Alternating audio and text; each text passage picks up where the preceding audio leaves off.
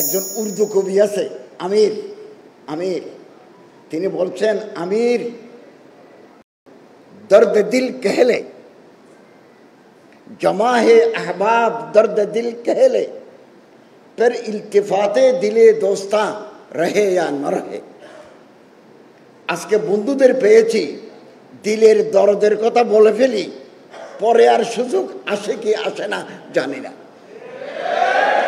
আমি নিজে মাদ্রাসার ছাত্র, এটাই আমার পোশাক। আমি দীর্ঘদিন কলেজে শিক্ষকতা করেছি, 26 ইয়ার, 4 বছর বিশ্ববিদ্যালয়ে শিক্ষকতা করেছি, এটা আমার পোশাক। আমার প্রথম তালিম আলিফ বা তা সা, এরপর আমি দাখিল, আলেম, ফাজেল, কামেল, SSC, BA honours, MA, MPhil, PhD. মাদ্রাসায় আমার ভিত্তি, এবং আমি যে মাদ্রাসায় পড়েছি এখন আমি ভাবি এটা আমার জীবনের সর্বশ্রেষ্ঠ অর্জন, সর্বশ্রেষ্ঠ অর্জন। এরপর আমার আধুনিক শিক্ষা এটা আমার যোগ করেছে। এরকম হাজার হাজার ছাত্র এ ঢাকা আলিয়া থেকে ফারেক হয়ে আমাদের সচিবালয়, সেনাবাহিনীর ভিতরে, সরকারের মেশিনারির ভিতরে, ল এনফোর্সিং এজেন্সির ভিতরে তারা কাজ করে যাচ্ছেন। ঢাকা আলিয়ার অবদান এটা রিমার্কেবল ইভেন্ট, অনেক অবদান তারা রেখেছেন, অনেক যোগ্য যোগ্য ব্যক্তি এখানে তৈরি হয়েছেন। তবে যুগের যুগের চাহিদা অথবা যুগের স্রোতের কারণে কিছুটা আমি কোনোদিন শিক্ষা প্রতিষ্ঠানের ছাত্র রাজনীতি পছন্দ করি না। আমার অনেক আর্টিকেল আছে, আমি দিগন্তে 2019 থেকে 2024 সাল পর্যন্ত মাসে 4টা করে পোস্ট এডিটোরিয়াল লিখতাম। আমি আমাদের পার্শ্ববর্তী দেশ ভারতে স্টুডেন্ট পলিটিক্স নেই, শিক্ষা প্রতিষ্ঠানে পলিটিক্স নেই, কোনো দেশে নাই, ইউরোপে নাই, অক্সফোর্ডে নাই, ক্যামব্রিজে নাই। আমাদের দেশের রাজনীতিবিদরা ফর দ্য পলিটিক্যাল সেক তারা আমাদের স্টুডেন্টদেরকে ব্যবহার করে। আমার অন্তর কাঁদে। আমি কলেজে শিক্ষকতা করার সময় গতকাল তার ক্লাসে দেখেছি, আজকে তার জানাজা পড়তে গিয়ে আমাদের হৃদয় কাঁদে। ঢাকা বিশ্ববিদ্যালয়ের এক স্টুডেন্ট মারা গেল, অভিভাবক বলছে 2 বছর আগে একটা তাজা প্রাণ ঢাকা বিশ্ববিদ্যালয়ে শিক্ষা গ্রহণের জন্য দিয়ে গেলাম, আজকে কফিনে করে তার লাটিয়ে যাচ্ছি। এই দুঃখ, এই বেদনা প্রকাশের ভাষা নাই। আমরা কোনোদিন আমাদের শিক্ষা প্রতিষ্ঠানে এই নৈরাজ্য চাই না। মেডিকেল কলেজে যে কেউ ভর্তি হতে পারে না।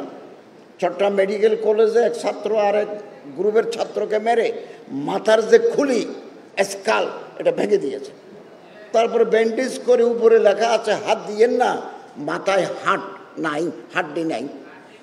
কি আমাদের এই শিক্ষা প্রতিষ্ঠানে স্টুডেন্ট পলিটিক্স নামের দুর্বৃত্তপনা বন্ধ করে দিতে হবে। এবং আমি ঢাকা আলিয়ায় ছাত্র সংঘাত হয়েছে, তারিখ আপনি আপকো দোহরাতি হ্যায়, হিস্ট্রি রিপিটস ইটসেলফ।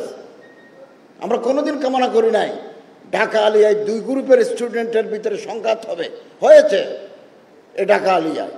এগুলোর পুনরাবৃত্তি আমরা আগামী দিনে চাই না।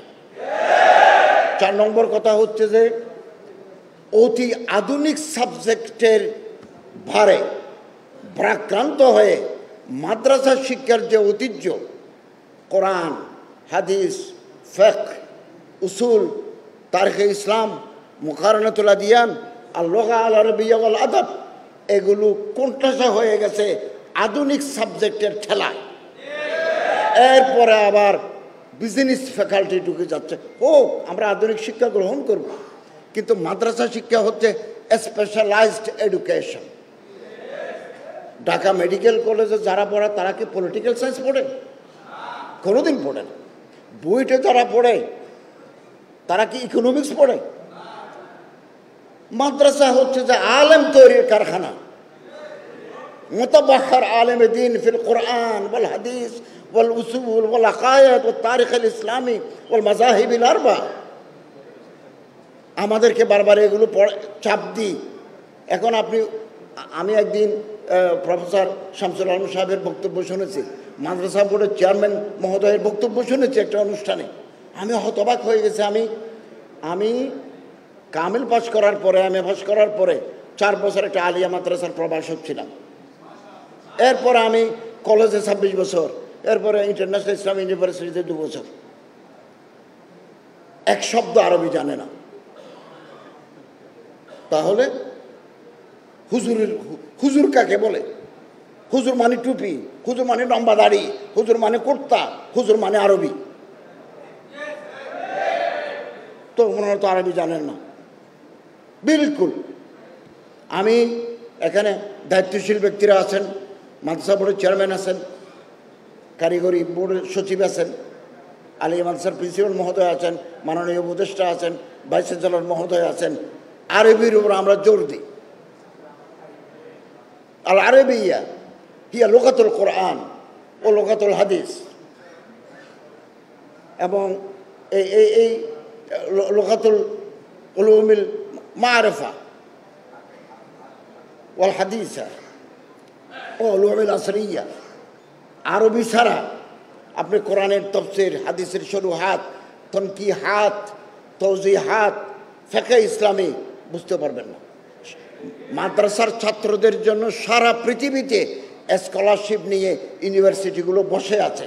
কেবল আমার ভাষা জানা দরকার, আরবি, ইংরেজি, এই সমস্ত ভাষা যদি আমরা জানি, আন্তর্জাতিক ইউনিভার্সিটিতে আপনি স্কলারশিপ নিয়ে পড়তে পারেন। আপনারা জানেন আমি 15 দিন আগে ইসলামাবাদ থেকে আসছি, রাষ্ট্রীয় দাওয়াতে গেছি। Federal government of Pakistan 500 scholarship দিয়েছে বাংলাদেশের জন্য। 100 হচ্ছে পিএইচডি, 600 আন্ডার গ্র্যাজুয়েট, এর মধ্যে 100 মেডিকেল। এরপর আমি লাহোর ইউনিভার্সিটিতে গেছি, ওয়াইসি কমস্টেক সেক্রেটারিয়েট গেছি, বক্তৃতা করেছি। ওনারা 100 স্কলারশিপ দিয়েছেন লাহোর ইউনিভার্সিটির মাধ্যমে। আপনি মাদ্রাসার কোরআন, হাদিস, ফিকহ, মুকারানা যে কোনো ডিসিপ্লিনের উপরে বিদেশি স্কলারশিপ নিয়ে আপনি পড়াশোনা করতে পারবেন, তার কিতেও পড়তে পারবেন আপনি, প্রচুর স্কলারশিপ। এর জন্য আমার আরবি জানা দরকার, ইংরেজি জানা দরকার। আমি অনুরোধ করব আরবির উপর জোর দেন, প্রয়োজনে স্পেশাল ক্লাস নিয়ে আমাদের ছেলেরা যাতে ভালো আরবি জানে। বাংলা আমার মাতৃভাষা, সেটা জানতে হবে, ইংরেজি আন্তর্জাতিক ভাষা জানতে হবে। এই 2 ভাষা যারা জানে, ইংলিশ, আরবিক, তার দাম তো তোলা তোলা। কিবরিতে আহমার এক প্রকার লাল গন্ধ, নায়াব নেই, কামিয়াব জরুর। পাওয়া যায় না এমন নয়, তবে দুষ্প্রাপ্য। তো আমি এই ঢাকা আলিয়ার প্রতি আমাদের অসম্ভব মহাব্বত, অসম্ভব আকিদত। ঢাকা আলিয়া যুগ যুগ ধরে এই সমাজ, এই রাষ্ট্র গঠনে গুরুত্বপূর্ণ ভূমিকা পালন করেছে, আগামী দিনেও তারা পালন করে যাবে, এটা আমাদের প্রত্যাশা। আপনাদের এই উদ্যোগকে, এই প্রতিষ্ঠা বার্ষিকীতে আসতে পারলাম। 250 বছরের যে ঐতিহ্য আপনারা লালন করেন, এটা আমাদের উজ্জ্বল ভূমিকা আগামী দিনে পালন করবে, এবং এখান থেকেই একটা ঐক্যের বাতাবরণ, ঐক্যের একটা বাণী সমাজে ছড়িয়ে পড়বে। আমরা আর কতদিন বিচ্ছিন্ন বিক্ষিপ্ত থাকব? In spite of our petty differences, we must be united under the banner of কালেমায়ে Taiyaba. আমাদের মজহাব, মশরফ, মাসলাক ভিন্ন ভিন্ন হতে পারে। আমি বুকের উপর হাত বাঁধি, আপনি নাভির উপর বাঁধেন। হতে পারে আপনার পীর একজন, আমার পীর একজন, কিন্তু এক জায়গায় গিয়ে আমার এবং আপনার ঐক্য আছে, মিল আছে। সেটা হচ্ছে আমাদের আল্লাহ এক, আমাদের কোরআন এক, আমাদের কেবলা এক। এইগুলোই আমাদেরকে এক প্ল্যাটফর্মে নিয়ে আসবে। স্বাধীনতার 54 বছর পরে এই প্রথম প্রফেসর ডক্টর ইউনূস সাহেবের সরকারে একটা সুযোগ এনে দিয়েছে। আমরা ফেব্রুয়ারিতে নির্বাচন করব। Fair, free, impartial and inclusive election will be held. প্রতিটি মানুষ তার নিজের ভোট দিতে পারবে। আমরা এভাবে এগিয়ে যাচ্ছি। ভোট হবে দিনের বেলা, রাতে নয়। আমরা একটা ইলেকটেড গভর্নমেন্টের হাতে ক্ষমতা দিয়ে দায়িত্ব হস্তান্তর করে আমরা পুরোনো ঠিকানায় ফিরে যাব। আপনাদের সহযোগিতা প্রয়োজন। সুযোগ সব সময় আসে না। এখন একে অপরের হাত ধরার সুযোগ। হাত ধরেন। এমন এই মুহূর্তে আগামী 2-3 দিন পর্যন্ত আমরা খুব critical juncture we are passing. আমরা অত্যন্ত কঠিন মুহূর্ত পার করছি। রাত দিন আমাদের ঘুম নাই। সকালে একবার গোয়েন্দারা রিপোর্ট পাঠায়, রাতে আরেকটা পাঠায়। নিউ ইয়র্কে আমাদের যে প্রধান, ওনার সাথে গত রাতেও আমার কথা হয়েছে।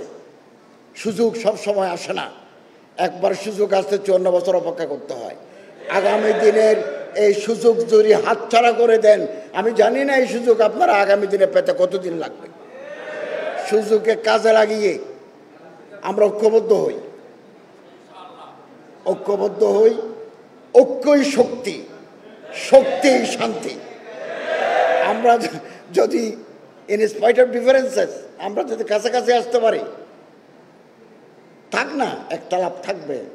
ইত্তেফাক মাল ইখতিলাফ, পূর্ব দিগন্তে নতুন সূর্য উঠবে এবং আশাহত হব না, হীনমন্যতায় ভুগব না। আল্লামা ইকবাল রহমতুল্লাহ আলাইহ বলেন,